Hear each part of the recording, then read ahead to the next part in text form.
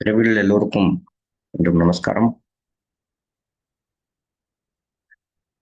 போன வாரம் முக்தி அடைவது பற்றி முன்வந்த பாரவான்கள் சென்ற வழி, அவர்கள் நடந்து வந்த இந்த நெடும் பாடு கொண்ட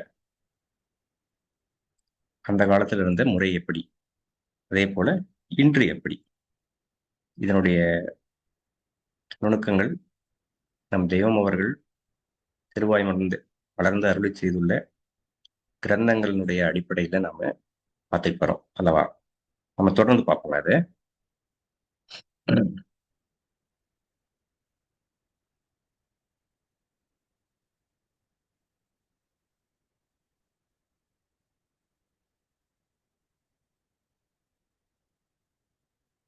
நான் பகிர்றேன், ஒரு நிமிஷம்.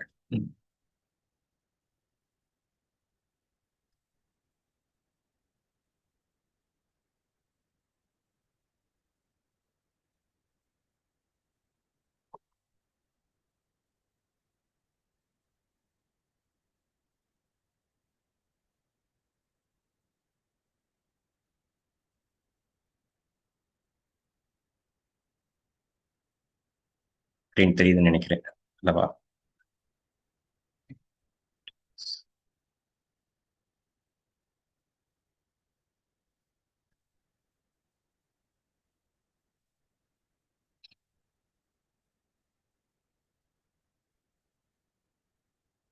முன்வந்த செம்மல்களும் பிரம்மபிரகாச மேவிழ்சாலை ஆண்டவர்களும் அரும்பாடுபட்டு யமனை மிகைத்த தவப்பாதையை பத்தி பார்த்துக்கிட்டு வரும் அல்லவா? ஒரு பக்கங்க.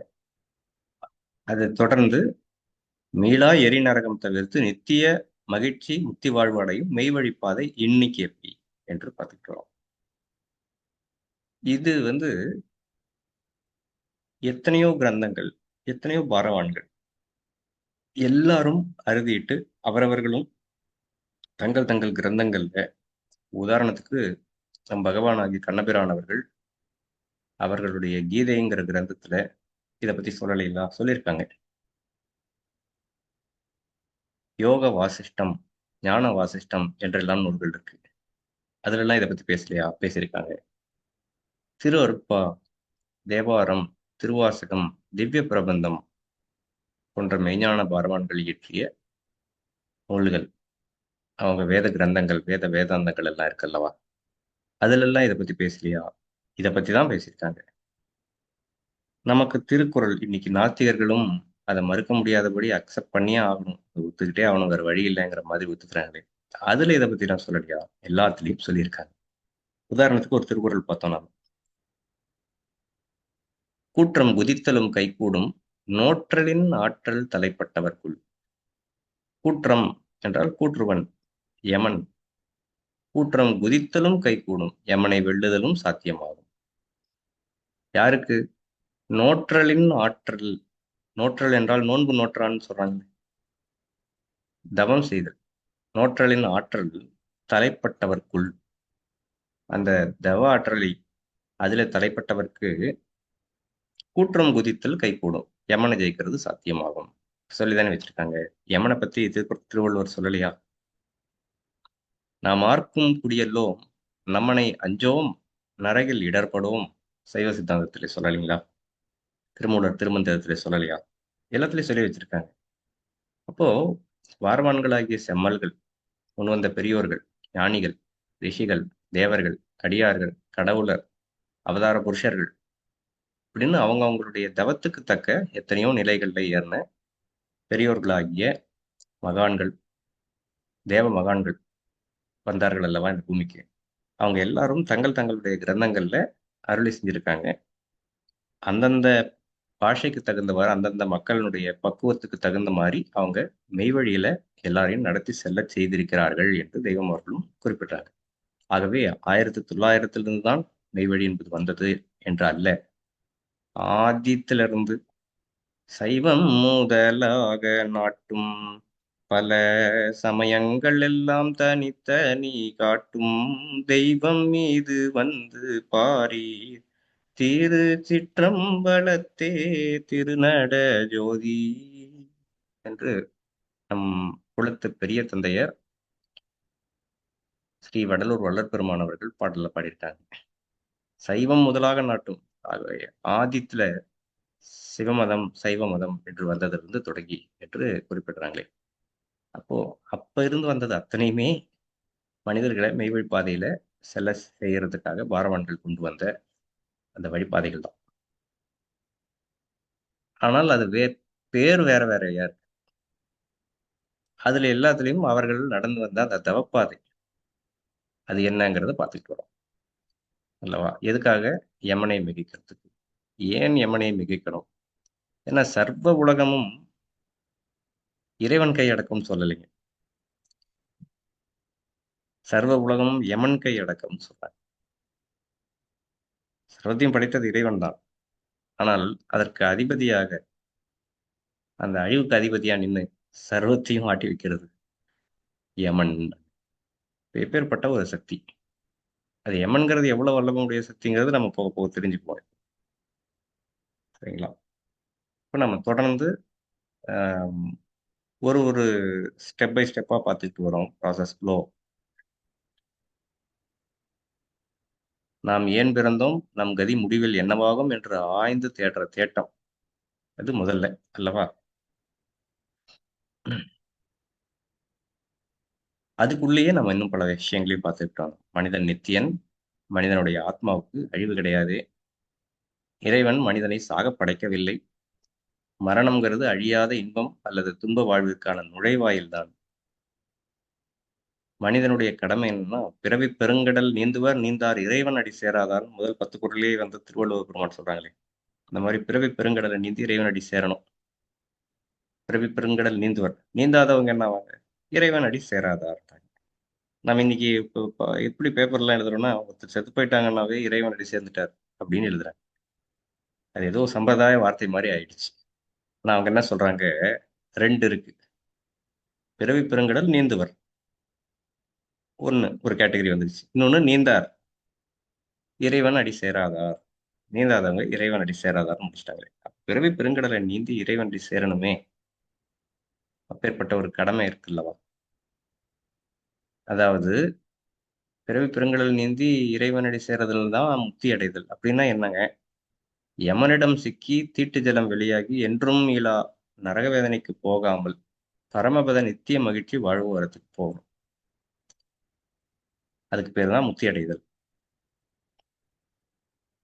வைஷ்ணவத்துல அவர் திருநாடு அலங்கரித்து அருளினார், திருநாடு அலங்கரிக்க எழுந்தருளினார் அப்படின்னு எழுதுறது வழக்கங்களா வச்சிருக்காங்க. அவங்கள வரக்கூடிய ஆச்சாரியர்கள், ஜீயர்கள் அப்படின்னு ஒரு கேட்டகரி வைக்கிறாங்க. அவங்கள சொன்னா மட்டும் அவங்க திருநாடு அலங்கரித்து அருளினார் அப்படின்னு எழுதுறாங்க. மற்றவங்க காலமானார்னு சொன்னா இவங்களுக்கு மட்டும் இப்படி சொல்றாங்களே. இந்த பழக்கம் மட்டும் இருக்குது. நிஜமா எப்படி அடையிறது? அதுக்கான உண்மைத்தன்மை என்னங்கிறது தெரியாதபடி அந்த பெயர்கள் மட்டும் அப்படியே இருக்கு பாருங்க. அப்ப திருநாடு அலங்கரித்து அருள்றது அப்படின்னு வைஷ்ணவத்துல இருக்கு. அதானே முக்தி அடையுதல். ஒரே நிமிஷங்க.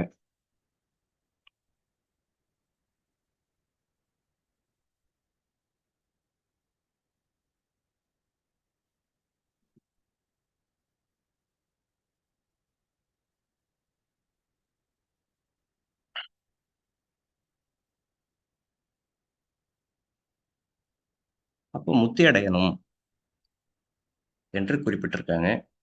முன் வந்த கிரந்தங்கள் எல்லாத்துலயும் குறிப்பிடுறாங்க. 2 வகை இருக்குது என்பதை திட்டவட்டமா எல்லாரும் சொல்லி வராங்க அல்லவா? பிறவி பெருங்கடல் நீந்துவர் அது ஒரு கேட்டகரி. நீந்தார் இன்னொன்னு. அடக்கம் ஒண்ணு, அடங்காமை ஒண்ணு. சாதி இரண்டொழிய வேறில்லை. சாற்றுங்கால் நீதி வழுவா நெறிமுறையின் மேதினியிலிட்டார் பெரியோர். இடாதார் இழிகுலத்தோர். பட்டாங்கில் உள்ளபடி என்று அவை பிராட்டியார் பாடினது நம்ம எல்லாருக்கும் தெரிஞ்சிருக்கும் இந்த பாடல்லாம். அப்போ சிவன் கை வசமாகி அந்த பரமபத நித்திய மகிழ்ச்சி வாழ்வதற்கு போறது ஒரு ஜாதி. யமன் கைப்பட்டு பிணநாட்டத்திட்டுக்குரிய நரரா இருக்கிறது இன்னொரு ஜாதி அப்படின்னு தெய்வம் அவர்கள் சொல்லும்போது இன்னும் ஜாதி ரெண்டெல்லாம் இல்லடா ஒரே ஜாதி தான். சிவன் கை வசப்பட்டு பரமபத நித்திய மகிழ்ச்சி வாழ்வரத்தை அடையணும். இதுதான் ஜாதி. அது இல்லைன்னா ஜாதி கெட்டவன். ஆகவே எதுக்காக ஜாதின்னு வருது சாவுக்கு எட்டி தீ வைக்கின்ற செயலுடையதே ஜாதி என்று அருளை செஞ்சிருக்காங்க. ஆகவே இதெல்லாம் நம்ம ஒவ்வொன்றா பார்த்துட்டு வந்தோம். அப்ப யமனிடம் சிக்கி தீட்டு ஜலம் வெளியாகி என்றும் மீளா நரகவேதனைக்கு போகாமல் பரமபத நித்திய மகிழ்ச்சி வாழ்வரம் பெறுவதே முக்தியடைதல். நம்முடைய உடலினுடைய அணுக்கோடியிலையும் நிறைந்திருக்கக்கூடிய அந்த ஆதி வஸ்துவாக்கி உயிரை நம்மிடத்திலிருந்து அணு அணுவா பிரித்து நம்மை பேயாக ஆக்கி, அதோட முடிஞ்சு போயிடுச்சுன்னா நமக்கு பிரச்சனையே இல்லைங்களே. மரணத்தோட எல்லாமே முடிஞ்சிருச்சுங்க, அதோட எல்லாம் சரியா போச்சு, தீர்ந்துருச்சு அப்படின்னா எதுக்கு நம்ம கூடுன்றது, பேசுறது எதுவுமே தேவையில்லை. நமக்கு அந்த பேரறிவு, நமக்கு அந்த அறிவு மாணிக்கத்தை இறைவன் தந்திருக்க வேண்டிய அவசியமே கிடையாது. ஏன்னா மாடு இருக்கு, ஆடு இருக்கு, யானை இருக்கு, எருமை மாடு இருக்கு, எல்லாம் தான் வாழுது. அதுகளுக்கெல்லாம் கொடுக்கப்படாத அந்த அறிவு மாணிக்கம், அதை கொண்டு தானே நம்ம மற்ற எல்லா ஜீவராசியும் அடிமைப்படுத்துறோம். ஒரு மனிதனை அதுங்கெல்லாம் சேர்ந்து அடிமைப்படுத்த முடியுதா? ஒரு 1000 ஆடு சேர்ந்து ஒரு மனுஷனை அடிமைப்படுத்துமா? முடியல. நான் ஒரு மனுஷன் அதை அடிமைப்படுத்துறான். யானைய 1000 ஆள் பலமுடையது யானைங்கிறாங்க. அப்படிப்பட்ட யானையை மனிதன் அடக்கி ஆள்றானே, தன்னிடத்துல கொடுக்கப்பட்டிருக்கக்கூடிய அந்த அறிவின் மாணிக்கத்தினுடைய வல்லபத்தை வச்சுதானே அதை அடக்கி ஆள முடியுது. இப்ப இறைவன் அதை கொடுத்தது எதற்கு என்றால், இப்ப கொஞ்ச நேரத்துக்கு முன்னாடி பார்த்தோமே, அதாவது நம்ம உடல் உள்ள அணுக்கோடியிலையும் நிறைந்திருக்கக்கூடிய ஆதி வஸ்துவை அணு அணுவா பிச்சு நம்மை அழகையாக, அதாவது பேயாக மாற்றி என்றென்றும் நரகத்தில் தங்க வைக்கிற ஒரு சக்தி இருக்கு. அதானே யமன். நம்ம கடவுளுங்கிற தலை பார்த்துட்டு வரும்போது நமக்குள்ள இருக்கக்கூடிய அந்த நம்மை ரட்சித்துக் கொண்டு இருக்கக்கூடிய, நமக்குள்ளேயே இருந்து வரக்கூடிய அந்த திருச்சந்நிதி, அது எப்பேர் கொத்த சந்நிதியா இருக்கும். நீ அதன் இச்சையில் கலக்காவிடில் கடைசியில் அதுவே உன்னை தூக்கி போட்டு கழுத்தறுக்கும் வல்லமை உடையதாயும் இருக்கிறது என்று உத்தரவிடுகிறார்களே. அப்போ நம்மளை தூக்கி போட்டு கழுத்தறுக்கும் அந்த வல்லவமுடைய அந்த வஸ்து யமன். அது நம்மை செய்வது என்ன? நம்மளை அழகையாக மாற்றி என்றென்றும் நரகத்தில் தங்க வைக்கக்கூடிய சக்தி, அது யமன். இந்த சர்வ உலகமும் அந்த யமன் கை அடக்கம்.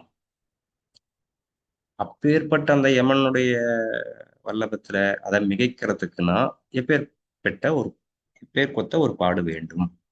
எப்படிப்பட்ட பாட்டினால முன்வந்த பெரியோர்கள் ஆகிய செம்மல்கள் தான் முருகப்பெருமான், அகத்திய மகாமுனிவர், காகசுந்தர பெருமான், வசிஷ்ட மகாமுனிவர், இயேசு பெருமான் போன்ற எண்ணற்ற மெய்ஞான பரவன்கள் எல்லாம் இந்த பூமிக்கு வந்திருக்காங்களே. எல்லாரும் நடந்து வந்த அந்த யமனை மிகைத்த அந்த பாதை என்ன? அவங்க அவங்களுடைய கிரந்தங்கள்ல வேற வேற பாஷையில எல்லாம் எழுதி வச்சிருக்காங்களே, எடுத்து பாருங்க. இதுதான் ப்ராசஸ்ங்கிறாங்க. என்ன? முதல்ல அவங்க சரிகை ஒழுக்கம் கடைபிடிக்கிறாங்க.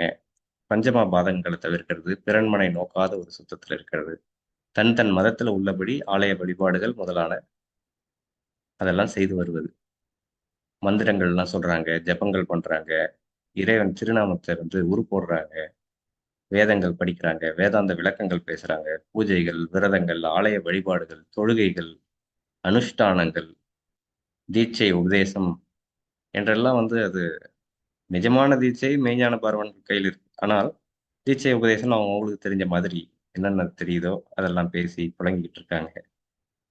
தியானம் பண்றேங்கிறாங்க, சாதனைகள் பண்றேங்கிறாங்க, தான தர்மங்கள் எல்லாம் கொடுத்தா போகலாம் அப்படின்னு நினைச்சு அதெல்லாம் பண்ணிட்டு வராங்க.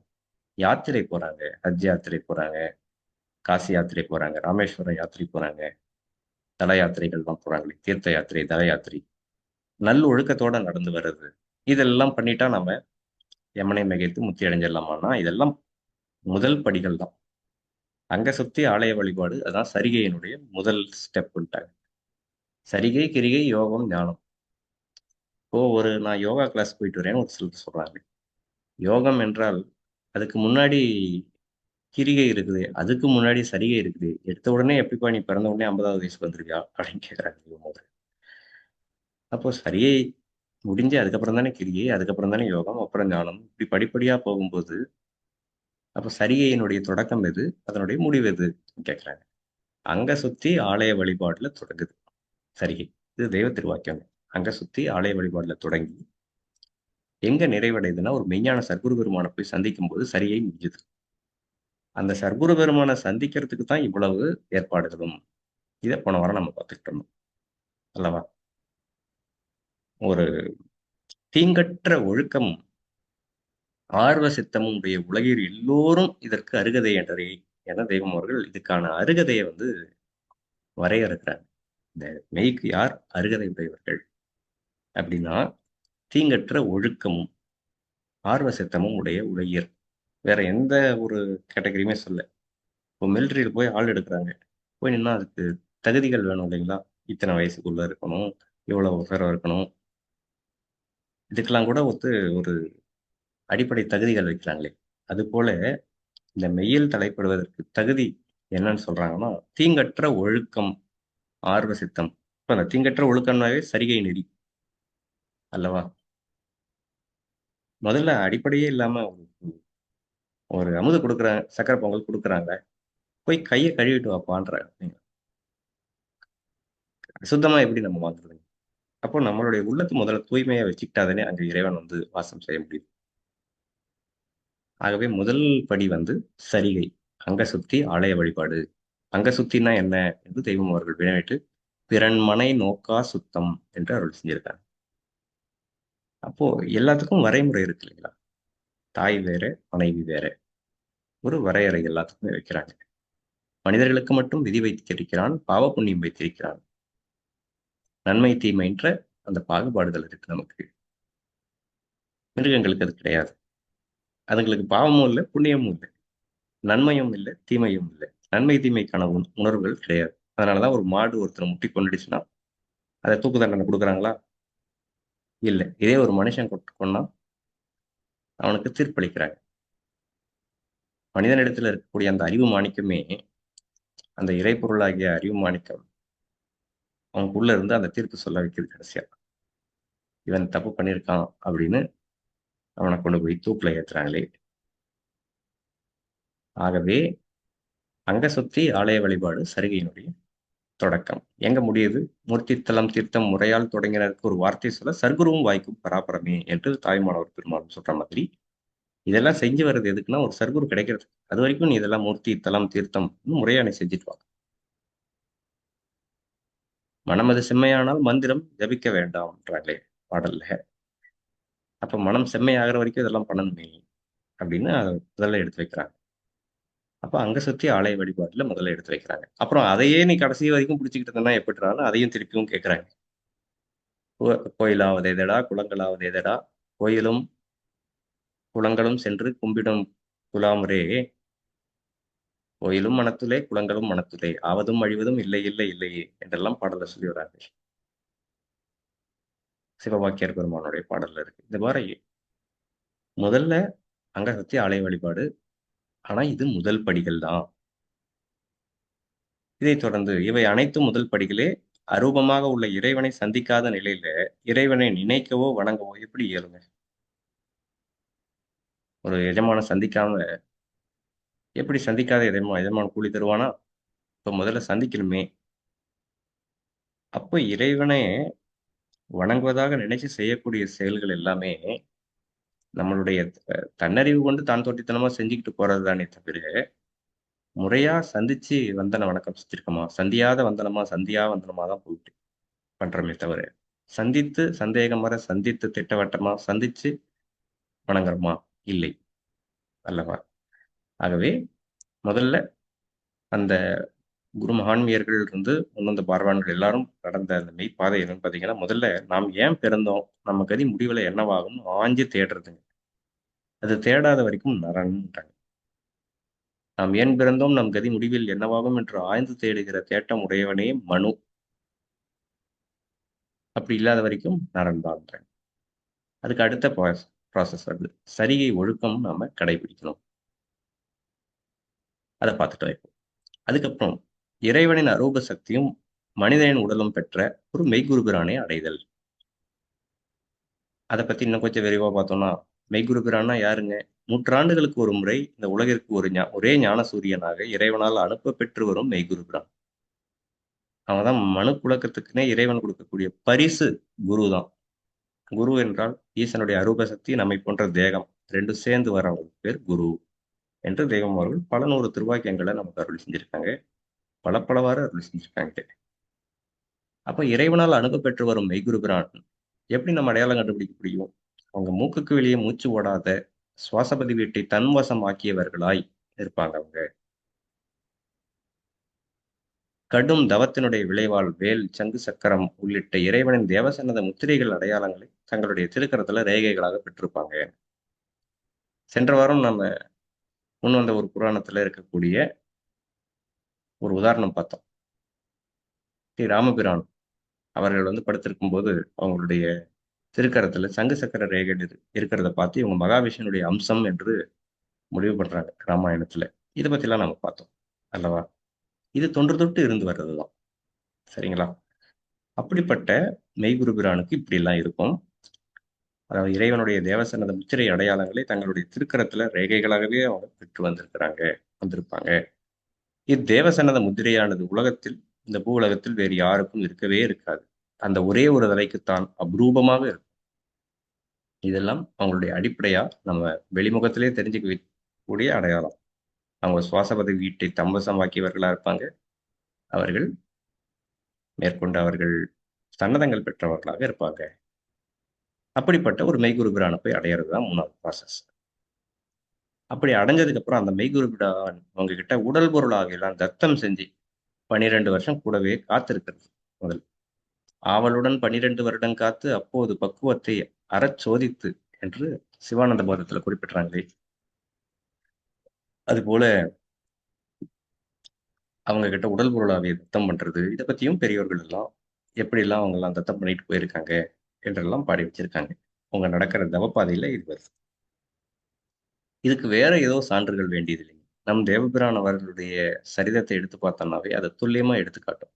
அவங்க மட்டும் இல்ல, முன்வந்த பெரியவர்கள் எல்லாரும் இதே வழிபாதையில நடந்து வந்தவங்க தான். இப்ப பாட்டையர் பெருமான் இருக்காங்கன்னா அவங்க எப்படி மெய்ஞானம் அடைஞ்சிருப்பாங்க? அவங்களும் இதே வழியில் தானே அடைஞ்சிருக்கணும், இல்லைங்களா? அப்போ அந்த குருபிரானை சந்திச்ச உடனே தேகமுடன் பொருளாவியன கிளை உனதே உனதென சேவை திரு கைலாசபதி குடித்தலைவா தலையென அப்படின்னு அவங்க சரண்டர் பண்றாங்களே தங்களையே கம்ப்ளீட்டா. உடல் பொருளாவி எனது இல்லை, உங்களுதுதான் இனி. அப்ப அவங்க உத்தரவிடாத எதுவும் அவங்க செய்ய முடியாது. அவங்க அவங்க குறியே மொத்தமா திருவாய் விளங்கிய வார்த்தை ஒன்றுதான் குறி, வேற நோக்கமே இல்லை. குருபிரான் என்ன உத்தரவிடுறாங்களோ அதை செய்யறதுதான் குறி. அப்படி உடல் பொருளாவி தத்தம் பண்ணதுக்கு அப்புறம் மெய்குருபிரான் அதுக்கப்புறம் அவங்களுக்கு முதல்ல பிரம்மோபதேசம் என்ற அந்த வைப்பு தொடங்கி, அதாவது இந்த தூளதேகத்திலிருந்து ஜீவதேகம் செல்லுவதாகிய வைநாடு செல்லுவதாகிய அதற்கு பிரம்மோபதேசம் என்று அந்த காலத்திலிருந்து தொன்று தொட்டு எடுத்து வச்சிருக்காங்க இந்த நடைமுறைகள் எல்லாம். இப்போ இந்த தூளதேகத்தில் இருந்து ஜீவதேகம் ஆகிய வைநாடு செல்றத அழைச்சிட்டு போறதற்கு இந்த ப்ராசஸ் பேர் பிரம்மோபதேசம். இதை குறித்து நம்ம ஆதி மான்மியத்துல கிட்டத்தட்ட ஒரு 30-40 பக்கங்களாக தெய்வம் அவர்கள் அதை வரிசை சொல்லிட்டே வராங்க. மூலபண்டார பருவத்திலே நம் தேவபிரான் அவர்கள் தங்களுடைய குருகொண்டல் அவர்களை சந்திச்சு அவங்க கிட்ட பிரம்மோபதேசம் வாங்குறாங்களே, அப்படின்னா என்ன, அவங்க என்ன காட்டினாங்க, இவங்க என்ன கண்டாங்க, இதே ஒரு 30-40 பக்கத்துக்கு தெய்வம் அவர்கள் அதை தொடர்ச்சியா சொல்லிக்கிட்டே வராங்க. அதெல்லாம் நீங்க பார்க்கலாம். நம்ம இப்ப சுருக்கமா பார்த்துட்டு இருக்கோம் என்ன வழிபாதையில செஞ்சாங்க. பிரம்மோபதேசம், அதுக்கப்புறம் பாத தீட்சை, அதுக்கப்புறம் தேவி தீட்சை, அப்புறம் அருளமுத தீட்சை என்று 64 அமுததாரணா வரைக்கும் 64 தீட்சைகள் இருக்கு. இதுபோல் நம் தெய்வம் அவர்கள் தங்களுடைய குருக்கொண்டலோட அவங்க கிட்ட உடல் பொருளாவிலாம் தத்தம் பண்ணி கூடவே அவங்க அகிலவலம் போறாங்களே, குருபிரான் எங்கெங்கெல்லாம் போறாங்களோ இவங்களும் கூடவே போறாங்களே, பிரிவே இல்லாம. விழி இமை சேர்க்கையராய் உருவும் நிழலும் போல அன்றிலும் பேடும் போல. அன்றில் பறவை பார்த்தீங்கன்னா அதனுடைய பெண்பால் பேடு, அதனுடைய ஜோடி இணை இல்லைன்னா அது உயிரோட இருக்க முடியாது. அன்றில் எப்பவுமே அன்றிலும் பேடும்னு சொல்லி சொற்றொடர் சொல்லுவாங்க. உதாரணமாக, அன்றிலும் பேடும் போல, உருவும் நிழலும் போல, நகமும் சதையும் போல, உடலும் உயிரும் போல, விழி இமை சேர்க்கையராய், இத்தனை சொல்லியிருக்காங்க. இப்படிலாம் அவங்க கூடவே குருபிரானோடு இருக்கிறாங்களே. அப்புறம் மெய்குரு பிரான் அவங்களை சம்மதிச்சு ஏத்துக்கணுமே. முதல்ல இந்த சரிகை ஒழுக்கங்கள்லாம் பார்த்தீங்கன்னா, நம்ம ஒரு மெய்குரு பிரான சந்திக்கிறதுக்கு மட்டும் இல்ல. அந்த சந்திச்சதுக்கு அப்புறம் அந்த குரு பிரான் நம்மள ஏத்துக்கணும் இல்லைங்களா? அதுக்கான பக்குவம் நம்மகிட்ட வரணுங்கிறதுக்காக, இது போல குளிச்சு கிழிச்சு சுத்தமா கோயிலுக்கு போயிட்டு வாப்பா, அப்படின்னு எடுத்து வைக்கிறாங்க. அதிகாலையில எழுந்திரி அப்படின்லாம் அந்த நல்லொழுக்க நடைமுறைகள முன்காலத்திலிருந்தே எடுத்து நம்மள பழக்குறாங்க. அதுக்காக தான் இந்த ஒவ்வொரு மதத்திலயுமே அது அதுக்கான அந்த சரிகை நெறிய தனித்தனியா எடுத்து வச்சிருக்காங்க. இது எல்லாமே நம்மள ஒரு பக்குவத்துக்கு கொண்டு வரதுக்கும். அப்படிப்பட்ட ஒரு மெய்குரு பிரான் கிடைக்கும்போது அவங்க நம்மள சம்மதிச்சு ஏத்துக்கணுமே. இதெல்லாம் நம்மகிட்ட கொண்டு வரணுங்கிறதுக்காக இந்த எல்லா ஏற்பாடுகளும் அதுக்கு தான். இப்ப தஞ்சாவூர்ல பெருவுடையார் கோயில் இருக்கு. அவ்வளோ பெரிய ஒரு கோயில் நிர்மாணிச்சு வைக்கிறாங்க. இது எல்லாம் எதுக்கு? தெரியாதவங்க எடுத்து வைக்கல.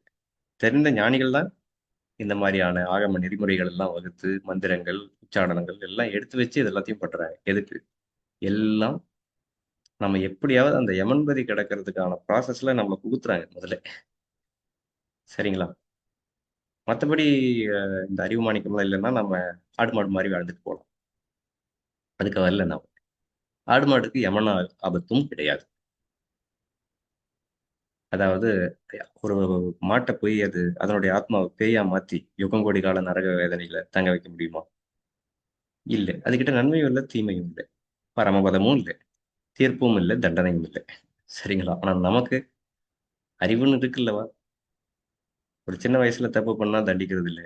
இதே புத்தி வந்ததுக்கு அப்புறம் தப்பு பண்ணா அதுக்கு தண்டனை குடுக்குறாங்களே! அப்ப அந்த அறிவுக்கு தானே அந்த தண்டனையா அங்கே? அறிவு இருக்கிறதுனால தானே தண்டனையே உங்களுக்கு. அது இல்லன்னா அது கிடையாது அல்லவா? அப்ப அந்த அறிவுக்குரிய வேலைய செஞ்சாகணுமே! அப்ப அதுக்கான வேலை என்ன? அந்த கடமை என்ன? நம்ம ஏன் பிறந்தோம்? நம்ம கதி முடிவுல என்னவாகும்? நம்ம ஏன் பிறந்தோம்? அந்த கேள்வி, அந்த கடமை இருக்கு அல்லவா?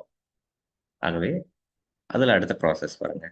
64 தீட்சைகள், உபதேசங்கள் அப்படின்னு சீடருடைய பக்குவத்த சோதிச்சு, அதுக்கப்புறம் தவம் ஏற்றதுக்கு பழக்குறாங்க. இப்ப தெய்வமார்களுடைய வாழ்க்கை சரிதம் நம்ம எடுத்தோம்னா, அவங்க குருபிரானை சந்தித்து ஒரு சிறிது காலத்திலேயே அவங்களுக்கு பிரம்மோபதேசம் அப்படிங்கிற முதல் தீட்சை பட்டையர் பெருமானால வழங்கப்பெறுது. அப்போ அவங்க சர்வத்தையும் விட்டு துறந்து அவங்க கூடவே கிளம்பிடுறாங்க. ஆனா தவம் இயற்றதுக்கு பழக்குறது எப்போ? 12 வருஷம்லாம் கழிச்சு, அதுக்கப்புறம் கூட அவங்க ஆடு மேய்க்கிறதுக்காக அவங்களுடைய குருபிரானுடைய உத்தரவின்படி தெய்வம் அவர்கள் ஆடு மேய்க்கிறாங்க. 1 வருஷ காலம் ஆடு மேய்க்கிறாங்க. அதுக்கப்புறம் கூறிவிட்ட குறிப்பின் குகை கண்டு தெய்வம் தான் போய் அங்க தவத்துல இருக்காங்க. பாட்டையா அவங்க குறிப்பு சொல்லியிருக்காங்க, உளவு சொல்லியிருக்காங்க. தோன்றா துணையா உதவி பண்றாங்க கூடவே தவம் பண்றதுக்கு. ஆனா தவம் பண்ண வேண்டியது அவங்க தான். அப்போ தெய்வம் அவர்கள் தவத்துக்கு போறதுக்கும், இந்த முதல் முதல்ல பிரம்மோபதேசம் வாங்குனதுக்கும் இடைப்பட்ட காலம் பார்த்தீங்கன்னா, எத்தன வருடங்கள்? நாம இந்த ஒரே வார்த்தையில பார்க்கிறோம். மெய்குருபிரான் பிரம்மோபதேசம் முதலான 64 தீட்சைகள் வழங்கி, சீடருடைய பக்குவத்தை அரசோதித்த பின் தவம் ஏற்ற பழக்குதல்னு ஒரு வரியில பார்த்துட்டோம். ஆனால் நடந்த சரிதம் பார்த்தீங்கன்னா, இது எத்தன வருஷ காலம்? யாருக்கு? ஆதிபிதாவே மனித ரூபத்துல வந்திருந்தாலும் அவங்களுக்கும் இதே ப்ராசஸ் தான். மேஜிக்லாம் பண்ணலைங்க அவங்க. அப்படியே பிறந்த உடனே அப்படியே ஒரு அசுரன புடிச்சு வதம் பண்ணி, அப்படி அல்ல. அது கதையில எழுதியிருக்கலாம் வித்வான்கள். கூட குறை எல்லாத்தையும் நெறைய எழுதியிருக்கலாம். நமக்கு ரொம்ப பிரமிப்பா தோன்றதுக்காக நெறைய கூட குறை எழுதியிருக்கலாமே தவிர, நடந்த நடைமுறை இப்படித்தான். சரிங்களா? அப்புறம் மெய்குரு பிரான் அவங்களுடைய பேரறிவு கொண்டு தவம்ங்கிற ப்ராசஸ் நம்ம சொல்றோமே, தவத்துல என்னங்க நடக்குது? இதைப் பற்றி தெய்வம் அவர்கள் அருள் செய்ததெல்லாம் நீங்க எடுத்து படிச்சு பார்க்கலாம். எத்தனையோ பாடல்கள்ல, எத்தனையோ ஆன்மீக பகுதிகள் இருக்கு. வாக்கியத்திலயும் நமக்கு வெளிப்படையாவே சொல்றாங்க. தங்களுடைய ஓரறிவு உயிர் உயிர் முனைப்பாடு கொண்டு இந்த தூல உடம்பினுடைய உணர்வுகள் எல்லாத்தையும் கைவிட்டு, ஓடுகின்ற சுவாசம் உள்ளேயே ஸ்தம்பித்து, இந்த தூல தேகத்திலிருந்து ஜீவ தேகம் போய், அதிலிருந்து காரண தேகம், அந்த மகா பரிசுத்த அரூப எல்லையெல்லாம் போய், அங்கு தனக்குள்ள குடியிருக்கும் இறைவனிடத்துல இறைஞ்சி, இப்ப கடவுள், கடத்துக்கு உள் என்று தானே அந்த வார்த்தை சுட்டுது. நல்லா பாருங்க. கடவுள். ஆனா கடவுள் இருக்கும்போது ஏன் நரகர் நித்திய நரக அவஸ்தையை அனுபவிக்க போகணும்? கடவுள் உள்ளே இருக்கும்போது. ஏன்னா, உங்க வீட்டுக்குள்ளதான் ஒரு வைரம் இருக்கு. ஆனா அது இருக்கிற இடமும் தெரியாது. அதை நம்ம எடுத்து பயன்படுத்தவும் இல்லை அப்படிங்கும்போது அது நமக்கு என்ன பிரயோஜனத்தை தரும்? நம்மகிட்டயே இருக்கக்கூடிய ஒரு பொருள். அது நான் காணல, என் கைவசப்படலைன்னா, அதை நான் எப்படி பயன்படுத்த முடியும்? அதனுடைய பிரயோஜனம் எனக்கு எப்படி ஆகும்? அப்பேற்பட்ட அந்த அந்த ஒரு மகா பெரிய, மகா பரிசுத்தமான அந்த திருச்சந்நிதியே தானே திரும்பி யமனாவும் திரும்பி வருது நமக்கு பிரச்சனையாங்க. அங்கிருந்து தப்பிக்கிறது எப்படி? அந்த ப்ராசஸ் தானே இப்ப பார்த்துக்கிட்டே வரோம் நாம.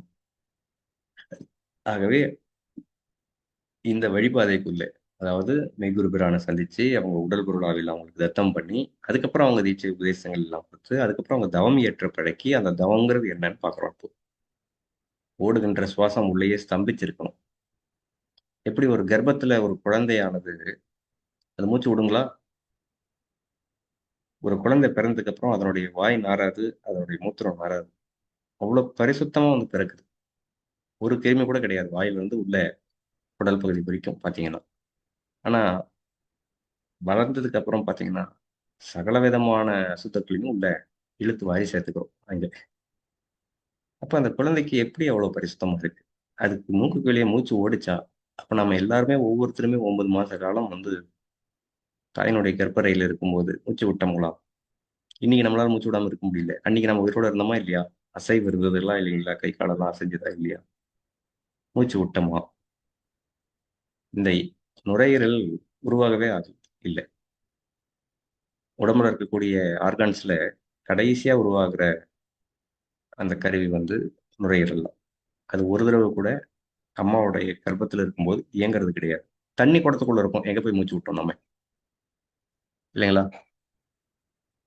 அப்போ அந்த குடத்துல இருந்து வர்றதுனால தானடா குடந்தை, குழந்தைன்றாங்கன்னு தெய்வம் அவர்கள் எடுத்து நமக்கு விளக்குறாங்க. இதெல்லாம் வந்து அவங்க எடுத்து சொல்லலாம் இந்த உலகத்துக்கு தெரிய வராது. எவ்வளவோ இருக்கு இது போல. அடிப்படையா நம்ம பார்த்துக்கிட்டு வரோம். அப்போ ஓடுகின்ற சுவாசம் உள்ளவே ஸ்தம்பித்து தூள தேகத்திலிருந்து ஜீவதேகம் போறாங்க. இந்த வாசி என்னும் சவாரியராகி போறாங்க. அன்னப்பட்சியில் ஏறி போனாங்க. மயில் வாகனத்துல ஏறி அண்டமெல்லாம் சுத்தி வந்தாங்க. அவங்க ரிஷப வாகனத்துல ஏறி வலம் வந்தாங்க எல்லாம் நம்ம பார்க்கிறோமே. ஒவ்வொரு பெரியோர்களுக்கும் வாகனம் சொல்ற நபிகள் பெருமான் வந்து அவங்க தாங்கள் இருந்த மக்கா மாநகரில் இருந்து புராக்குங்கிற வாகனத்துல ஏறி அவங்க அதிமகோன்னத அந்த மெஹராஜுங்கிற எல்லைக்கெல்லாம் போயிட்டு வந்தாங்க என்றெல்லாம் நம்ம இன்னைக்கு எல்லா வேதங்களையும் அந்தந்த கிரந்தங்கள்ல ஒரு ஒரு வாகனத்தை சொல்லி சொல்றாங்க. இதை தெய்வம் அவர்கள் தங்களுடைய திருவாக்கியங்கள்ல அவங்க விளக்கிக்கிட்டே வராங்க. உயிராகிய ஜீவனுக்கு அதுக்குத்தான் அந்த வாகனங்கள் தனித்தனியா ஒவ்வொரு வாகனங்களா போட்டதுதான் தவப்பாதையில அந்த ஜீவனே அந்த வாகனம் நிக்குது. அப்போ அந்த அதிமகோன்னத எல்லைக்கு வெளியில அவங்க பறந்து போகலைங்க. உள்ளுள்ள பாயறாங்க. ஸ்தூல தேகத்திலிருந்து ஜீவதேகம், ஜீவதேகத்திலிருந்து காரண தேகம், மகா காரண தேகம் உள்ளேயா வெளியிலீங்களா? அந்தர்முக நோக்காக உள்ளே. அந்தர்னா உள்ளே, பாகர்னா வெளியே. இல்லவா? ஹிந்திலையும் அப்படிதான், சமஸ்கிருதம் எல்லாத்துலயும். அப்போ உள்ளுள்ள அவங்க பாஞ்சு ஒரு நொடிக்கு ஓரண்டம் ஓஹோ ஓஹோ என்று பாடல் எல்லாம் சொல்றாங்க நமக்கு. அப்போ அவங்க உள்ளே வந்து பாஞ்சு தனக்குள் குடியிருக்கும் அந்த இறைவனிடம் இறைஞ்சி இப்போ நமக்கு ஆதியோதய தலைப்பருவம், ஆதியோதய பருவம், கலிப்பருவம், முதுமொழி உதய பருவம் இப்படின்னு வரிசையா மான்மியத்துல நம்ம தெய்வம் அவர்கள் ஆதியோதய தலைப்பருவம் கான்முளை ஆதிக்கு முன் ஆதியிலிருந்து எழுதிக்கிறாங்க. அந்த இறைவன் வந்து எப்படி சர்வ அண்டரண்ட சராசரத்தையும் படைத்து 84,100,000 ஜீவராசிகளை எல்லாம் படைக்கிறாங்களே. 4 வகை யோனி 7 வகை தோற்றம் 84,100,000 ஜீவராசிகளை படைச்சு அதுல எல்லாத்துலயும் சிறந்ததாக இந்த மனித கோலத்தை படைப்புண்டாக்குறாங்க. கடைசியாக தானும் அதனுள்ளே வந்து குடியேறி கொண்டு விட்டான். 4 திசை 8 திக்கு 16 கோணங்களிலும் புக அணுகுவதற்கரிய காவற்பாடுகளையும் நிறுவி தானும் அதனுள்ளே குடியேறி கொண்டு விட்டான் என்று முடிக்கிறாங்க. அப்போ அப்படிப்பட்ட நமக்குள்ளேயே இருக்கக்கூடிய இந்த இறைவனுடைய திருச்சந்நிதிக்கு இந்த உப்பு பாண்ட உடலுக்குள்ளேயே இருக்கக்கூடிய அப்பேற்பட்ட திருச்சந்நிதிக்கு அழைச்சு போற வல்லவர்கள் தானே மெய்குரு வரவான்கள் அல்லவா? இப்போ நம்ம எல்லாரும் பார்த்துக்கிட்டு வர்றது, இவ்வளவு நேரம் நம்ம பார்த்துட்டு வந்தது முன் வந்த செம்மல்களும் நம் தெய்வமார்கள் உட்பட முன் வந்த செம்மல்கள் எல்லாம் நடந்து வந்த தவப்பாதை பத்தி பார்க்கிறோம். இன்னும் நம்மளுடைய கதை பத்தி பார்க்கவே இல்லைங்க இன்னும். சரிங்களா?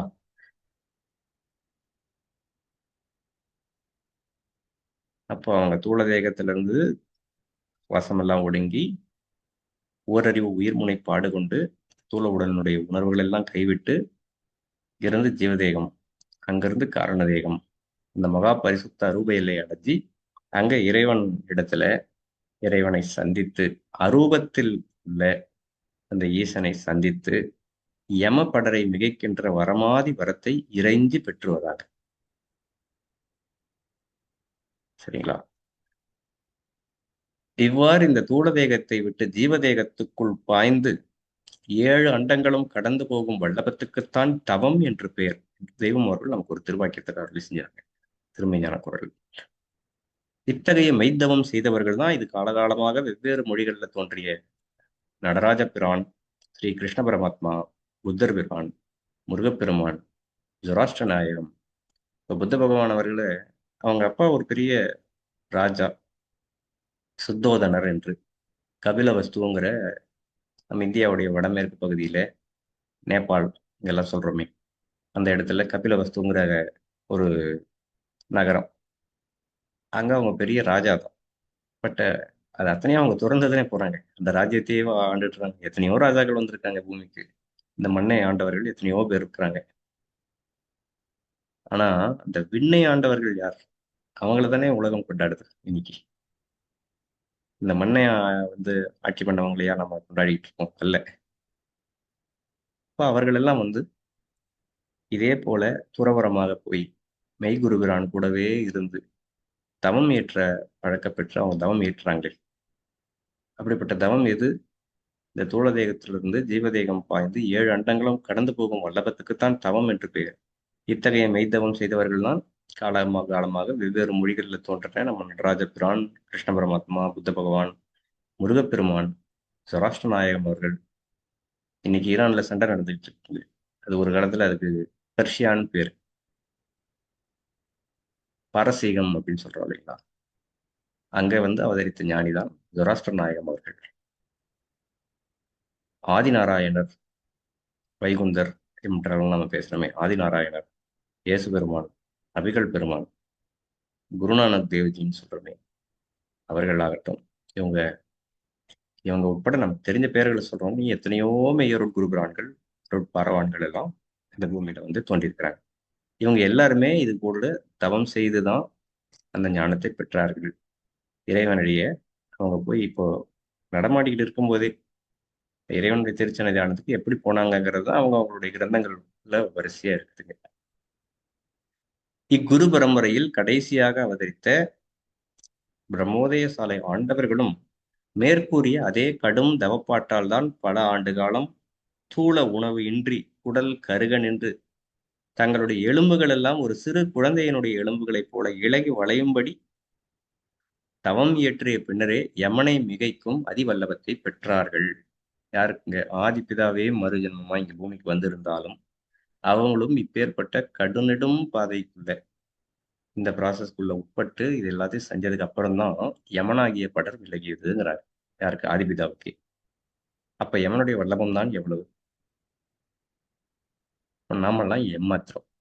அதுக்கு முன்னாடி இது எதையாவது நாம செஞ்சோங்களா? ஆவலுடன் 12 வருடம் காத்திருந்தோமா? நம்மளுடைய பக்குவம் எல்லாம் அரசோதிச்சு அப்படிலாம் கொடுத்தா நம்மளால இதை நம்ம பெற்றிருப்போமா? உம் இன்னும் இந்த பெரியவர்கள் நடந்து வந்த தவப்பாதை பார்த்துட்டு வரோம் இப்போதைக்கு. சரிங்களா? இது வரைக்கும் அந்த வரம் பெறுறாங்க இல்லைங்களா? யார்கிட்ட? அரூபத்தில் உள்ள ஈசன் இடத்துல, தனக்குள்ளேயே இருக்கக்கூடிய அரூபத்தில் இருக்கக்கூடிய அந்த ஈசன் இடத்துல இப்பேற்பட்ட ஒரு வரம் பெறுறாங்க. பெற்றுதான் அந்த யமனை மிகைக்கும் அந்த அதிவல்லமும் அவங்க பெற்றிருக்கிறாங்க. அவங்க சீடர்களுக்கு இந்தப்பா நான் தவம் பண்ணிட்டு இருந்தது என்னுடைய தவத்தை நான் உனக்கு கொடுக்குறேன் அப்படின்னு கொடுக்க முடியுமா? கொடுத்தாங்களா? இல்லை. அந்த சீடரும் இதே ப்ராசஸ்க்குள்ள தான் வரணும்.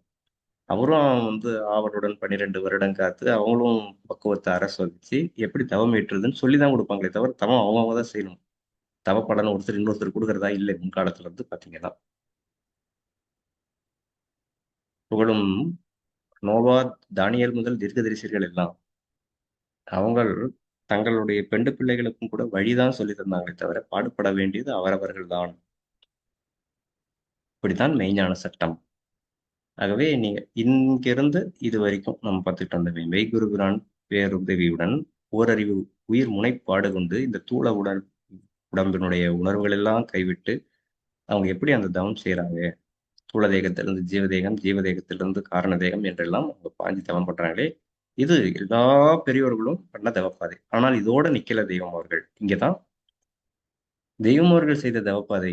அதை தாண்டி இதோட தெய்வம் அவர்கள் நிக்கல. இன்னும் இன்னும் இன்னும் அவங்க முனைஞ்சு தவம் பண்ணி இதுகாலம் வரை எந்த ஒரு பெரியவர்களுடைய மெய்ப்பத சுவடும் படாத, யாருமே நடந்தறியாத அப்பேற்பட்ட ஒரு தவ எல்லைகள் எல்லாம் அவங்க கடந்து அந்த தவ எல்லைகள் எல்லாம் அடைந்து தெய்வீக சன்னத முத்திரைகள் அனைத்தையும் கைவரப்படுறாங்க. ஒரு சன்னத முத்திரை பெறறதுக்கே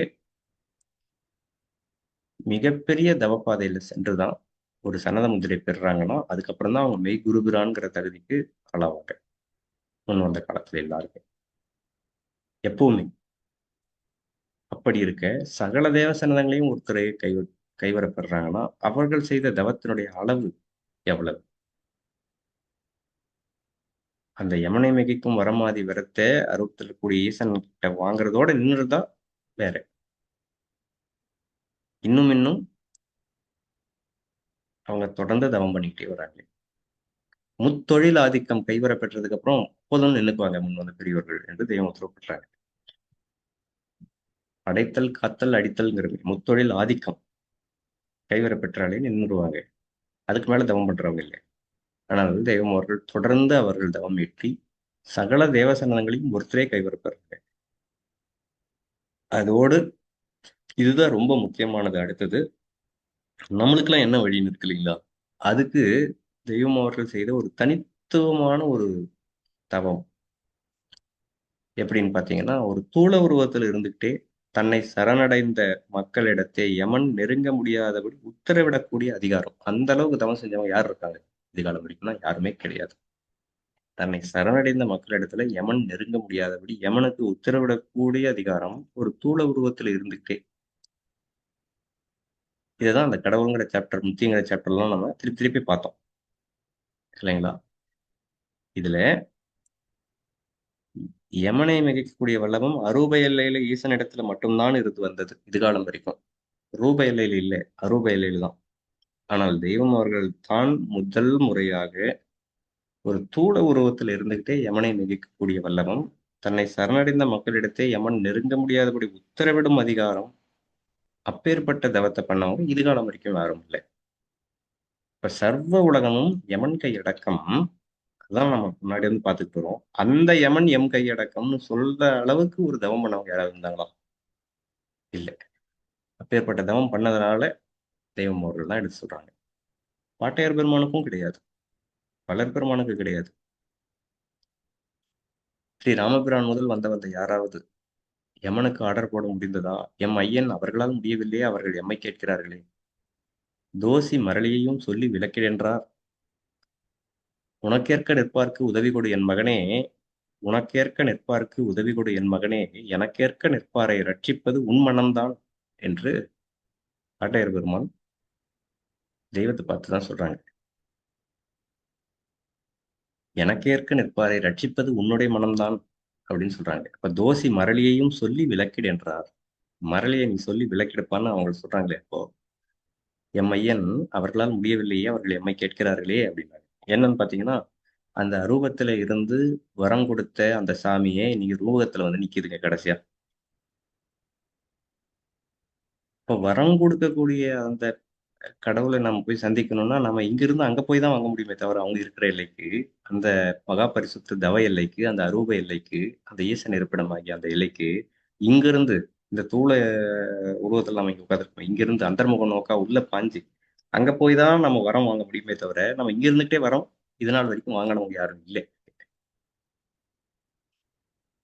அல்லவா? அப்போ நமக்கு மட்டும் வேற.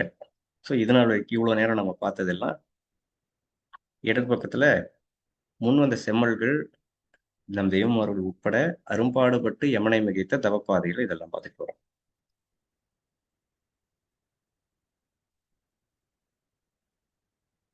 இப்போ நம்மளுடைய கதைக்கு வருவாங்க. இந்த பக்கம் வந்துருங்க. இந்த மீளா எரிநரகம் தவிர்த்து நித்திய மகிழ்ச்சி முத்தி வாழ்வு அடையக்கூடிய மெய்வழிப்பாதை இன்னைக்கு எப்படி? நம்ம தவம் செய்யறோமா? செய்ய முடியுமா? கலிகாலத்தில் நீ தவம் செய்ய முடியாது. மான்மியத்துல கலிப்பருவம்னு ஒரு தனி பருவமே எழுதுறாங்க. எப்படிப்பட்டது கலியினுடைய முதிர்வேறிய வானளாவிய பாவம் படர்ந்த கலியுகத்துல நாம் எங்கெங்க தவம் பண்றதை பத்தி யோசிக்கிறது இங்க? அவங்க தவம் பண்றதெல்லாம் அப்புறங்க முதல் ஸ்டெப் எடுத்து வச்சாங்களே, அதை நாம எடுத்து வச்சோமா? வைக்க முடியுமா யோசிக்கிறதுக்கு? எந்த ஸ்டெப் வச்சாங்க? கண்டதும் பெண்டு பிள்ளை கை விட்டார், பிள்ளை கை விட்டார், காதற் பீரப்பும் தாய் தந்தை விட்டார், ஊரை விட்டார், முன் உறவு விட்டார், உறவு விட்டார், உடும் போருள் நீதி விட்டெழுந்தார். இதெல்லாம் விட முடியுமா நம்மளால? கண்டதும் தன்னுடைய குருபெருமானை, அந்த மெய் குருபெருமானை கண்டதும் பெண்டு பிள்ளை கைவிட்டார். காதற் பிறப்பு, கூட பிறந்தவங்கள விட்டாங்களே, தாய் தந்தைய விட்டாங்களே, ஊரை விட்டாங்க, உன் உறவுகளை விட்டாங்க, வீடு வாசலை விட்டாங்க, பொருள் நிதி அவன் சம்பாதிச்சது இருக்குது அது, இது இத்தனை விட்டாங்களே, நம்மளால விட முடியுதா? சரி, இதெல்லாம் தாண்டி விட்டுட்டோங்கிற எண்ணம் கூடவே வருது. ஆஹா, விட்டுட்டோம் விட்டுட்டோம்னு அவங்களுக்கு வருதான். அந்த விட்டு விட்டோம், விட்டு விட்டோம் என்ற எண்ணம் விட்டா, அந்த எண்ணத்தை விட முடியுங்களா? விட்டுட்டோங்கிற எண்ணத்தை, வெள்ளவந்தமான எண்ணம், விட்டுட்டோம் விட்டுட்டோங்கிற அந்த எண்ணத்தை விட முடியும்? அதையும் விட்டுட்டு போறதுன்னா, இது முதல் படி. அங்க நம்ம முதல் படிக்குள்ளேயே நுழையிலேயே, அதுக்கப்புறம் அவங்க அவளுடன் 12 வருடம் காத்து என்னென்ன சோதனைகள் எல்லாம் குருபுரான் வச்சாங்களோ அதுல எல்லாத்துலயும் அதுல ஜெயிச்சு வர்றாங்களே.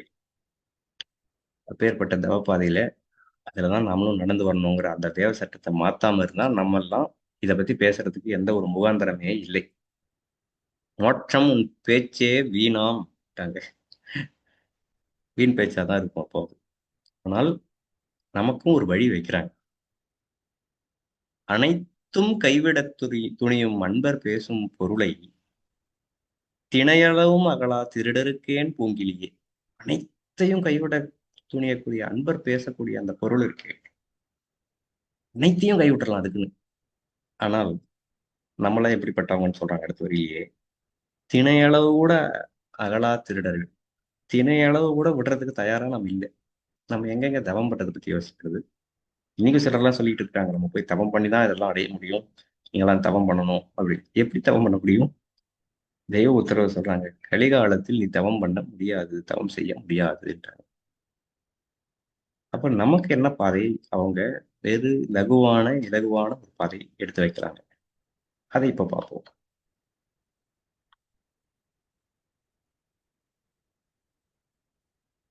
மீளா எரிநரகம் தவிர்த்து நித்திய மகிழ்ச்சி வாழ்வு வரம் அடையும் மெய்வழிப்பாதை என்று. சர்வ உலகமும் யமன் கை அடக்கம்.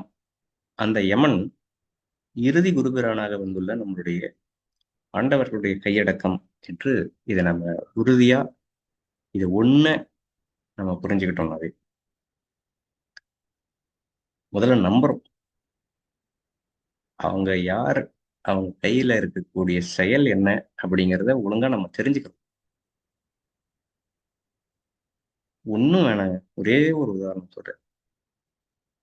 மான்மியத்துல ஏதோ 2 பக்கம் எடுத்துக்கோங்க, ஏதோ ஒரு 2 பக்கம் எடுத்து படிச்சு பாருங்க. இது மனிதன் எழுத முடியுமா? மனித தன்மையில எழுத முடியுமா? இந்த ஒரு கேள்வி மட்டும் கேட்டுக்கோங்க ஒவ்வொருத்தரும். ஆதிமூல விதிவேச வாச நீடு வேடு நடனமாகிய தோற்றம் வாழ்வின் வலிமை துலங்க உள்ளும் புறம்பும் மறைபடா ஏற்றத்தில் ஏறி நின்று தன்னைத்தானே சந்தித்தல் என்னும் திடங்கோடு கண்ட தடம்பாடு செழிப்பை. அதாவது தங்களுடைய குருபிரான் என்ன காமிச்சாங்க, தாங்கள் என்ன கண்டாங்கிறத சொல்லிக்கிட்டே வராங்க. தன்னைத்தானே சந்தித்தல் என்னும் திடங்கோடு கண்ட தடம்பாடு செழிப்பை செம்மை சீரேறி நிற்கின்றதாகிய செவ்வானின் தோற்றத்தை வெம்மை வேரோடு அற்றாகிவிட்ட வெட்டரளபானை நாத குலப்பதி ஆதி திருப்பதி அங்கே வேத விளக்கொளிர் ஜோதி அருட்பதி மங்கா மாது இடக்குடி சாதி நிலக்குடி தங்கி நீத புராதன ஓதும் வரோதையர் முன்னே அன்புண்டு பூண்ட தன்பாடு வீடு பண்பாடு தேடும் தென்பாண்டி தேசன் விண்பாடு கொண்ட ஏற்றத்தில் ஏறி நின்று கண்கொண்டு ஊன்றி செண்காடு சீறி ஓடி வெண்காடு பாய்ந்து விண்கோடு அங்கே மாது தனிக்குடி நீதி திருமணமான மூலபண்டார முத்தி மாளிகையும் அதில் காலகாலங்களை எல்லாம் அடக்கி வைத்திருந்து வெளியாக்கி விடுகின்ற அருங்காரண துரிய நிலையும் கண்டார்கள்.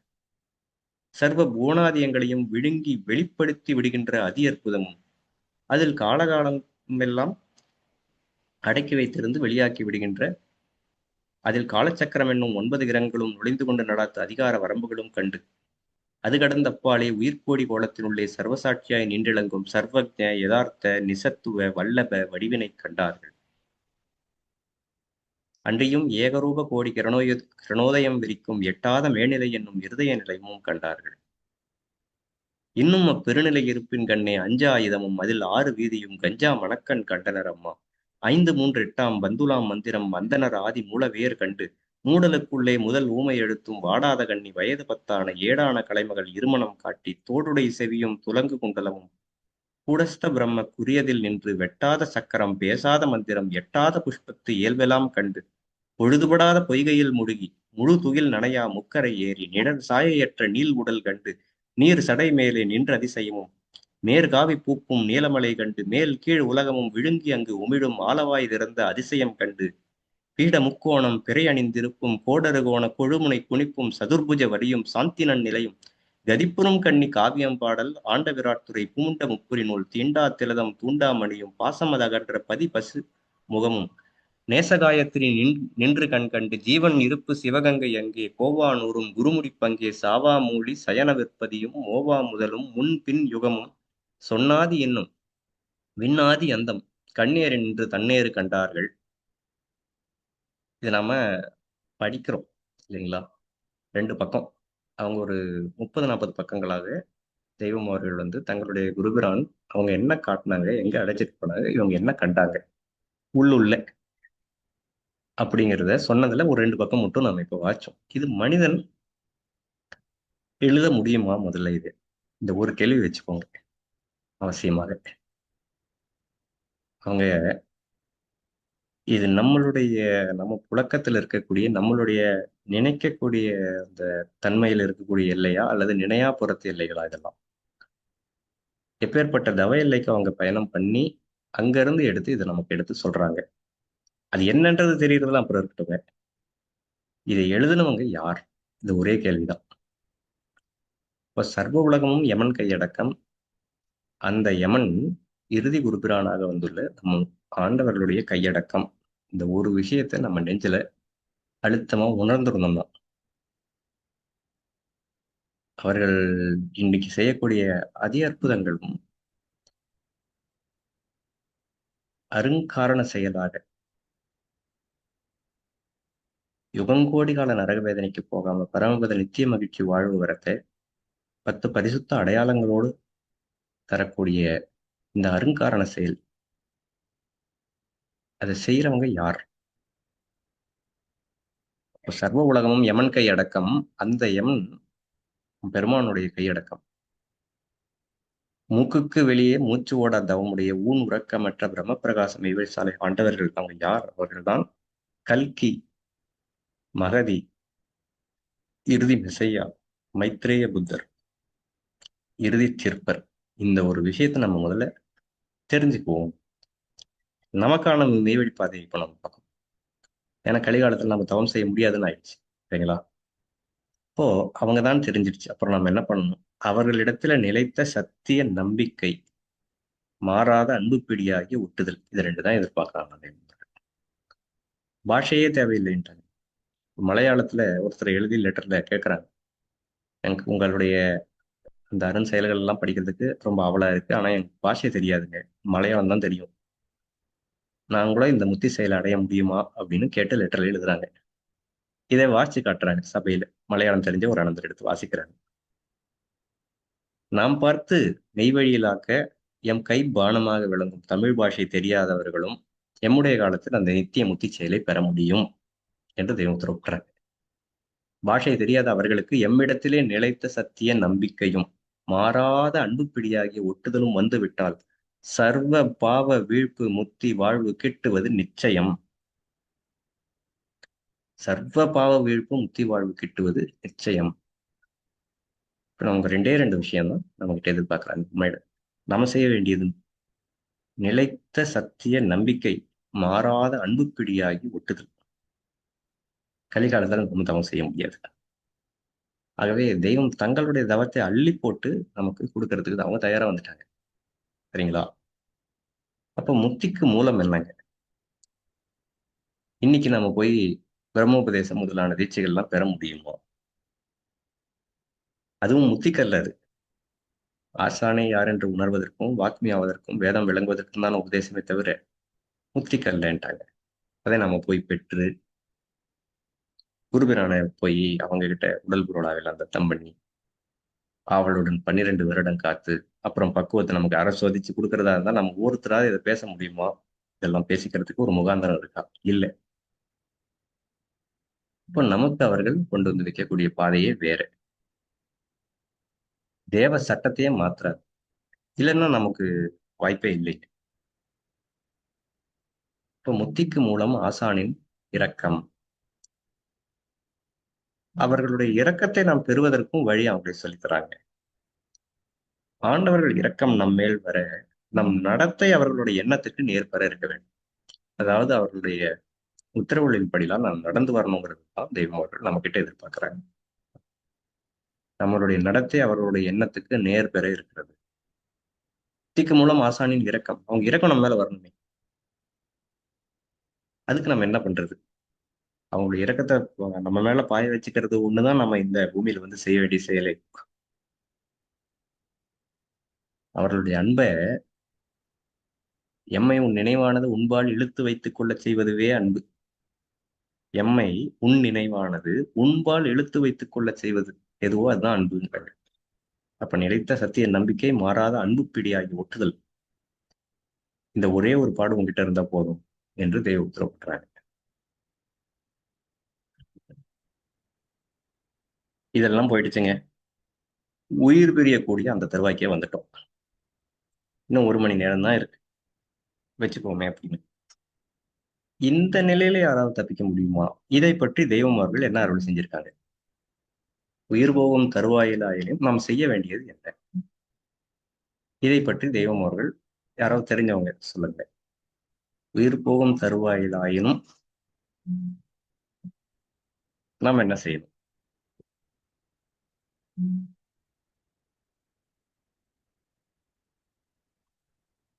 அக்கா கீர்த்தனா அக்கா. அண்ணா நமஸ்காரம் அண்ணா. நமஸ்காரம் அக்கா. சாலை வசந்தா பாப்பா வந்து கீர்த்தனா பேர்ல ஆகினார்ல அப்படியே வந்துருச்சு. சரி சரிங்கக்கா. அண்ணா நம்ம உயிர் பொரு தருவாயிலாயினும் நம்ம அன்பு தெய்வத்துடனே வந்து பிரியா அன்புல இருக்கணும்னா பிரியா அன்புல இருக்கணும் மந்திர சொல்லிட்டு இருக்கணும்னா வாஸ்தவம். அதாவது தெய்வம் அவர்கள் ஒரு திருவாக்கியத்துல அவங்க ஒரு டெஃபினேஷனாவே சொல்றாங்க. இது திட்டமா உயிர் போகும் தருவாயிலாயினும் என்ன பண்ணணும்னு அவங்களுடைய திருவாக்கிலே சொன்னா இன்னும் சிறப்பா கரெக்டா இருக்கும். நேராண்டி அக்கா ஜெயஸ்ரீ அக்கா. நமஸ்காரம் அண்ணா. நமஸ்காரம் அக்கா. தருவாயில்லாத தெய்வமே என்று தெய்வமே என்று சொல்லிவிட்டால் சரி. நீங்க உங்களுடைய பதில் வந்து உயிர் அக்கா சொன்னாங்க உயிர் போகிற தருவாயிலாவது அந்த அன்பை எப்படியாவது அந்த அன்பு பிடினாங்க. நீங்க வந்து தெய்வமேன்னு சொல்லணும் அப்படின்னு சொல்றீங்க. ஓகே சரி. இது வந்து இப்ப நாம சொல்றோம். நமக்கு தோன்றதெல்லாம் நமக்கு இது நாள் வரைக்கும் படிச்சது தெரிஞ்சதை வச்சு நம்ம தோன்றதை சொல்றோம். தெய்வம் தங்கள் வந்து அவங்களுடைய திருவாக்கியத்திலே இதுக்கான விடை சொல்றாங்க. நேரா ஒரு ஒரு டெஃபினேஷன் வச்சுக்கோங்களேன். இப்போ நியூட்டனுடைய 3ஆம் விதி அப்படின்னு உலகத்தில் நம்ம படிக்கிறோம். அதுல ஒரு வார்த்தை கூட நம்ம மாற்ற முடியாது முதல்ல. ஏன்னா அப்பதான் அவங்க என்ன சொல்ல வராங்கன்னு நம்ம புரிஞ்சுக்க முடியும் இல்லைங்களா? அப்போ தெய்வம் அவர்கள் ஒரு திருவாக்கியத்திலே இந்த உயிர் போகும் தருவாயிலாயினும் அப்படின்னு சொல்லி என்ன செய்யணும்னு ஒரு வரி சொல்றாங்க. அத அவங்க என்ன சொல்லியிருக்காங்களோ அப்படியே சொல்லணும். சரி, நம்ம டாக்டர் அண்ணா கேட்குறாங்க. அண்ணா நமஸ்காரங்கண்ணா. நமஸ்காரங்கண்ணா. அதாவது உயிர் போகும் விருது தருவாயிலும் எம்மை நினைத்தால் போதும், அவனை எம்மை நினைத்தால் போதும். இங்க உங்களுடைய பதில் வந்து எம்மை நினைத்தால் போதும். ரைட்டு. இப்போ ஒரு அக்கா அன்புன்னு சொல்லியிருக்காங்க. நீங்க வந்து நினைத்தால் போதுன்றீங்க. இன்னொரு தெய்வ நாமத்தை சொல்றான் அப்படின்னு சொல்லியிருக்காங்க. வாஸ்தவம் தான். தெய்வம் அவர்கள் அவங்க திருவாக்கியத்துல என்ன சொல்லியிருக்காங்க? இப்ப அடுத்த ஒரு நாள் கேட்கிறாங்க. மகேஷ் தாஸ் அல்ல மகேஷ் தாஸ் அண்ணா. நமஸ்காரம். நமஸ்காரம். நமஸ்காரம். உயிர் போகும் தருவாயிலும் எம் மனமிலக நின்று விட்டால் கொஞ்சம் சத்தமா சொல்லுங்கண்ணா. எம் எம் மனம் இலக. மனம் இலக. சோ உங்களுடைய பதில் வந்து மனம் இலக அப்படின்னு சொல்லியிருக்கீங்க. வேற யாராவது இருந்தாலும் சொல்லுங்க. நமஸ்காரம். நமஸ்காரம். உயிர் போகும் தருவாயிலாயினும் அப்படின்னு சொல்லிட்டு, ஆனா யாரும் அந்த கரெக்டா எக்ஸாக்டான வரி இன்னும் சொல்லல. சரிங்களா? சரி, சாலை வடிவேல் நாயக்கரண்ணா. எம் உள்ளம் இறங்கி நடந்து விட்டான். எம் உள்ளம் இறங்க நின்று விட்டான். இதை எல்லாரும் மறக்காதீங்க. இந்த திருவாக்கியம் அவசியமாக எடுத்து முடிஞ்ச வரைக்கும் மனப்பாடமும் பண்ணி வச்சுக்கோங்க. எம் முன்பாக ஒருவன் அவன் தன் உயிர் போகும் தருவாயிலாயினும் எம் உள்ளம் இறங்க நின்று விட்டால் போதும். எல்லாரும் வந்து அவசியமா இந்த வரிய மறக்காம மாத்தாம, ஏன்னா அவங்க சொல்றதுல உயிர் போகும் தருவாயிலாயினும் செய்ய வேண்டியதுன்னு ஒண்ணு சொல்றாங்க இல்லைங்களா? அங்க நம்ம வந்து மாத்தவே வேணாம். நம்ம யோசிக்கலாம், நம்ம நினைக்கலாம் நிறைய. நம்ம மூலமந்திரம் சொல்லுவோம், நம்ம வந்து தெய்வ திருநாமத்தை சொல்லுவோம், அவங்கள நினைப்போம். இதெல்லாம் ஓகேங்க. தெய்வம் அவர்கள் அவங்க திருவாக்கியத்திலே என்ன அருள் செஞ்சிருக்காங்க? ஒருவன் எம் முன்பாக ஒருவன் அவன் தன் உயிர் போகும் தருவாயிலாயும் எம்முடைய உள்ளம் இறங்க நின்று விட்டால் போதும், அவனை அந்த தெய்வ நாட்டில் குடியேற்றி வைக்கும் கங்கணம் கட்டியிருக்கிறோம். ஆனால் அந்த பிராணன் பிரியும் தருவாய்தான் முற்கூட்டியே தெரிந்து கொள்ள முடியவில்லையே. தெரியுமா? அந்த தெரிஞ்சா நம்ம போயிடலாம் தான். பிராணன் பிரியும் தருவாய் நமக்கு தெரியுமா? இப்பதான் பிரிய போகுதுன்னு. அப்போ பாத்துக்கலாம்னு நம்ம உட்கார்ந்து இருந்தோம்னா அதான் தெரியாதே நமக்கு. அது எந்த நொடி வேணாலும் இருக்கலாமே.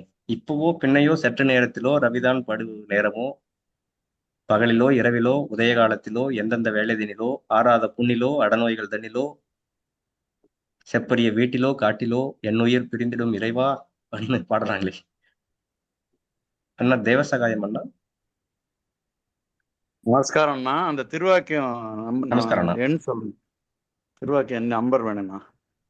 அந்த திருவாக்கியம் நம்பருங்களா? ஆமாண்ணா. பார்த்துட்டு நான் இன்னைக்கு அனுப்பி விட்டுருவோம்ண்ணா.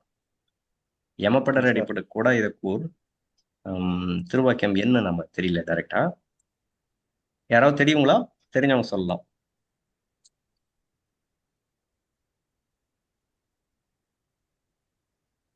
சரி, அது திருவாக்கியம் என்னன்னு நம்ம பார்த்துட்டு ஷேர் பண்றோம்னா பின்னாடி. நமஸ்காரம். நமஸ்காரம். நமஸ்காரம். அண்ணா வடிவேல் நாயக்கரண்ணா. 219 அண்ணா. 219 எல்லாரும் நோட் பண்ணி வச்சுக்கோங்க. யமப்படர் அடிப்படு கூடாயுதக்கூர் திருவாக்கியம் எண் 219. அதிலே தெய்வம் அவர்கள் அதை சொல்லிக்கிட்டே வராங்க. நமக்கு செய்ய வேண்டிய ஒரு முக்கியமான ஒரு கட்டளை நமக்கு பிறப்பிக்கிறாங்க. அப்படி பிறப்பிச்சு கடைசியா சொல்றாங்க, எம் முன்பாக ஒருவன் அவன் தன் உயிர் போகும் தருவாயிலாயினும் எம்முடைய உள்ளம் இறங்க நின்று விட்டால் போதும். எப்ப யார் கேட்டாலும் இந்த விஷயத்த இதை மறக்காம நம்ம வச்சுக்கிட்டு இருக்கோம். ஏன்னா மத்தவங்களுக்கு சொல்றதுக்கு இல்லைங்க, நமக்கே அந்த வழி பாதை தெய்வம் சொல்றாங்க இல்லைங்களா? அவங்க நேரடியா சொல்லி கொடுக்குறாங்க. எம்முடைய உள்ளம் இறங்க நின்று விட்டால் போதும். தெய்வ திருவுளம் இறங்குற அளவுக்கு நம்ம ஏதாவது பண்ணணும். அது என்ன பண்ணுவாங்கிறது அப்புறங்க. அவங்களுடைய உள்ளம் இறங்குனா அவங்க தெய்வ நாட்டுல குடியேற்றிருக்கும் கங்கணம் கட்டியிருக்காங்க. நம்ம செய்ய வேண்டியது அவங்க உள்ளம் இறங்க நிற்கிறது தான்ட்டாங்க அல்லவா? ரைட். அப்ப தெய்வம் அவர்களுடைய உள்ளம் இறங்குறதுக்கு இப்ப நம்மளுடைய நடத்தை அவர்களுடைய எண்ணத்துக்கு நேர்பெற நிக்கணுங்கிறத பாக்குறோம். சரிங்களா? அப்ப இது நாம செய்யறது. சரி, அவங்க செய்யறதுன்னு ஒரு பெரிய ப்ராசஸ் இருக்கு இல்லைங்களா? எப்படின்னு பாத்தீங்கன்னா, இப்ப இவ்வளவு நேரம் நம்ம பாக்குறது ஒரு பெரிய மலை இருக்குது. மயிர்கட்டி நீ போட்டு அதை நீ இழுடான்னு சொல்றாங்க. அவ்வளவுதான் நமக்கான உத்தரவு. நீ இழுன்னு சொல்றாங்க. மயிர்கணி போட்டு நீ இழுங்கிறாங்க. நம்ம இழுக்கிறோம். ஆனா அந்த மலையவே நம்ம கிட்ட பிறண்டு வருதே எப்படி? சரிங்களா? இது நேரம் இன்னைக்கு அதிகமா ஆயிடுச்சு. தொடர்ந்து நம்ம அடுத்த வாரம் இது நிறைவு பண்ணுவோம். முன் வந்த பெரியோர்கள் நடந்த தவப்பாதை நமக்கு அவர்கள் இன்று எடுத்து இருக்கக்கூடிய நம்ம இன்னைக்கு செய்யறதுக்கு நமக்கு எளிமையா மிக மிக இதை விட கம்மி பண்ண முடியாதுன்ற மாதிரி லாஸ்டா கொண்டு வந்து வைக்கிறாங்க. உயிர் போற தருவாயிலாயினும் அப்படின்னு ஒரு விஷயம் வைக்கிறாங்க கொண்டு வந்து. சரிங்களா? அதை நம்ம தொடர்ந்து அடுத்த வாரம் பார்ப்போம். ஸ்தோத்திரம் பண்ணி நிறைவு பண்ணுவோம்.